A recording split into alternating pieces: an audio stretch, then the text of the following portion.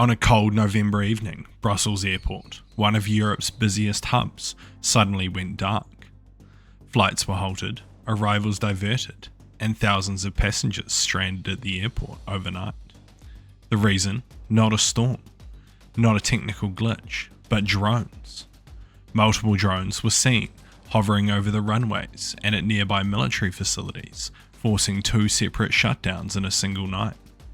Just hours earlier in Copenhagen, the same thing happened. Airspace closed, jets grounded, and security forces scrambling. Across Europe, from Scandinavia to the Mediterranean, unidentified drones have been popping up near airports, military installations, and even nuclear sites. What at first looked like scattered incidents now appears to be something much more organised. A silent campaign testing the limits of European air defences, and one that many officials believe leads straight back to Moscow. But before we get into it, make sure you're subscribed so you don't miss out on an upload. Over the past year, European airports have experienced a wave of disruptions caused by unidentified drones. Since late 2024 and accelerating into 2025, flights have been grounded in Belgium, Denmark, Germany, Sweden, Norway, Spain, and Lithuania. Each incident follows a remarkably similar pattern. A drone, or sometimes several, appears in restricted airspace. Air traffic controllers halt all flights.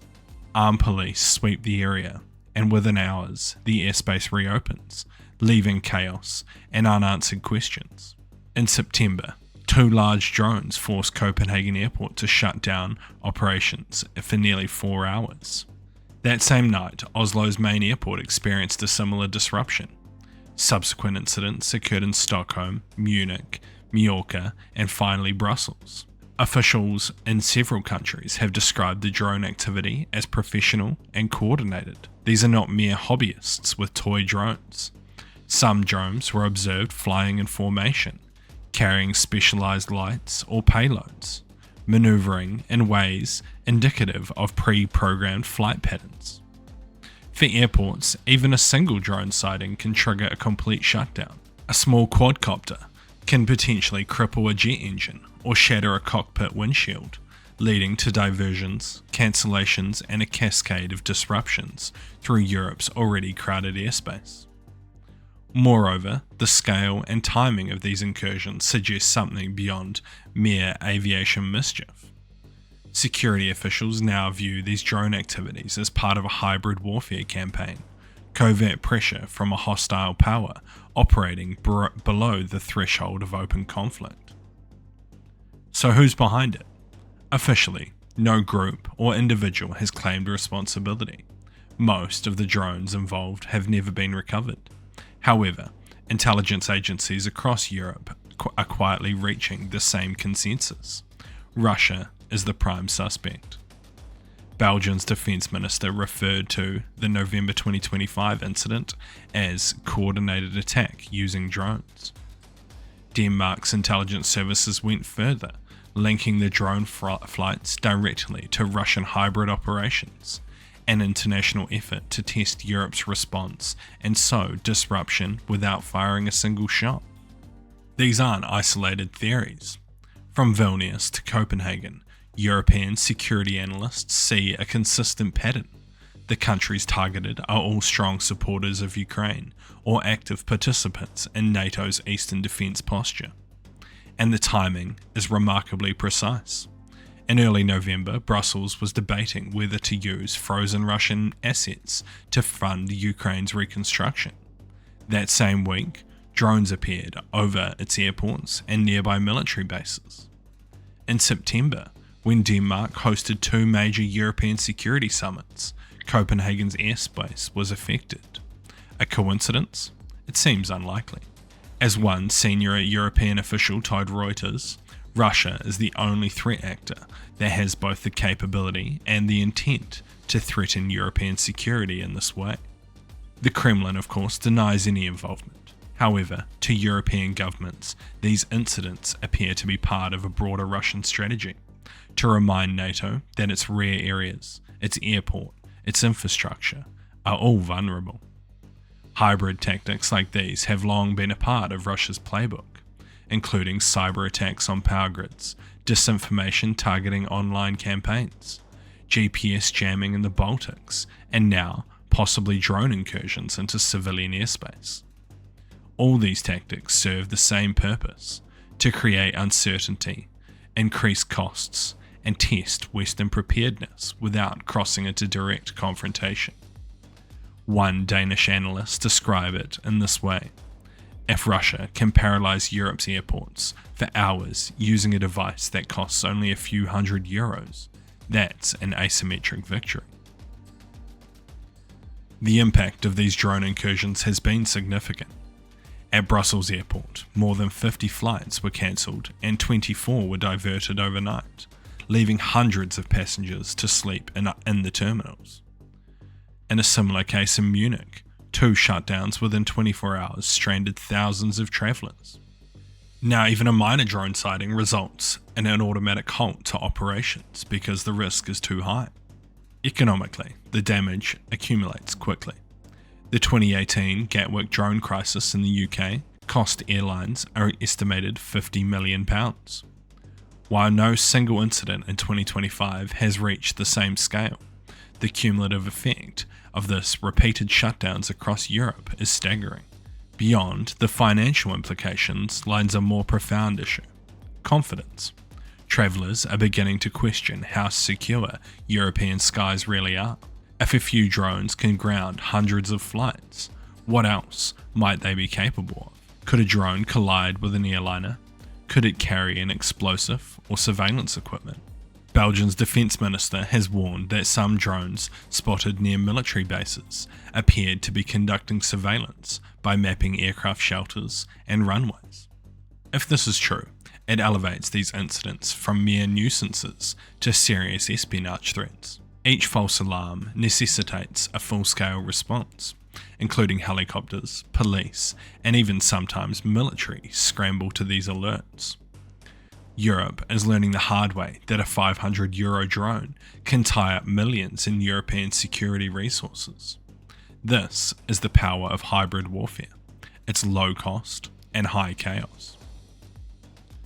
Faced with this new reality, Europe is racing to catch up. After the waves of incursions in September and November, Denmark implemented a nationwide ban on civilian drone flights to clear the skies. The country then mobilised its armed forces, with NATO allies providing anti-drone support. Germany supplied radar teams, Sweden contributed counter-UAV systems, France deployed special helicopter units, and the UK provided electronic jamming equipment. In Belgium, the government approved a €50 million action plan to enhance anti-drone defences around airports, nuclear power plants and military installations. They're constructing what officials refer to as a drone detection wall, an integrated radar and sensor network designed to create a virtual fence around critical infrastructure. Germany is also heavily investing into new counter-UAV technology, including radio frequency scanners to locate drone operators and laser-based systems capable of neutralizing hostile drones in mid-flight.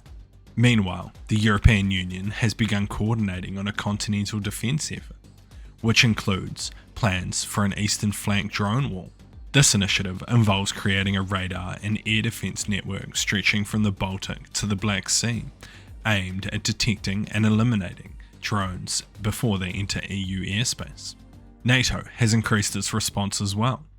During the September incidents, Allied jets were deployed from Poland and Romania when Russian military drones strayed into NATO territory while attacking Ukraine.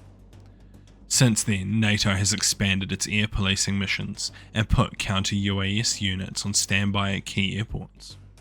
However, officials acknowledge that this is no simple solution.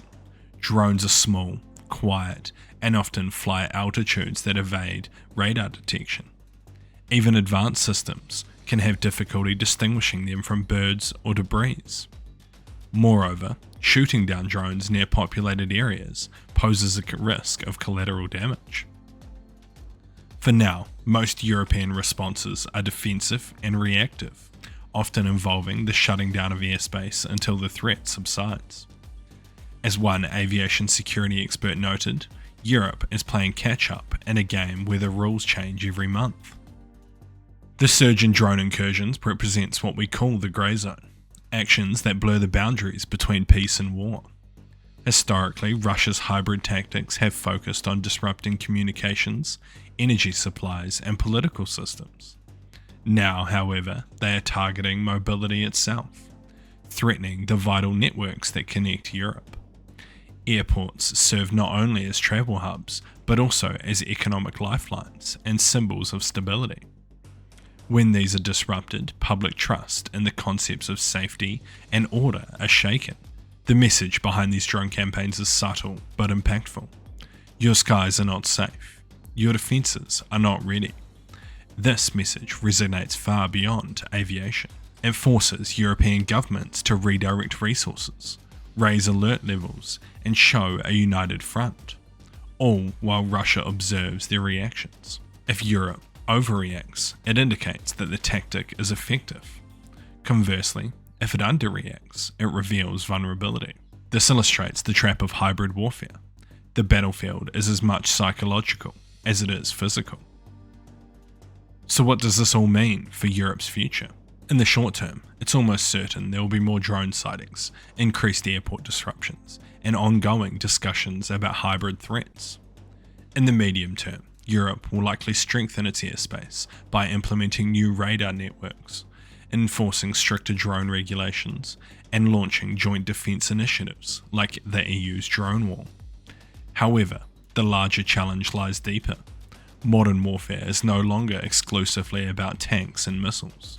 It also encompasses pressure without escalation and chaos without direct conflict. Drones are cheap, deniable, and disruptive. They are an ideal tool for this kind of warfare. Europe's skies have become the latest testing ground in Russia's ongoing confrontation with the West. How Europe responds, through coordination, resilience, and technological adaptation, will determine whether these incursions remain a nuisance or escalate into a far more serious threat. In the era of hybrid warfare, sometimes a quiet hum of a drone in the night sky can communicate more than 1,000 bombs ever could. Thank you for watching today's video. If you found it informative, please give it a like and leave your thoughts down below. I've been your host Daniel, and I'll see you next time. See you!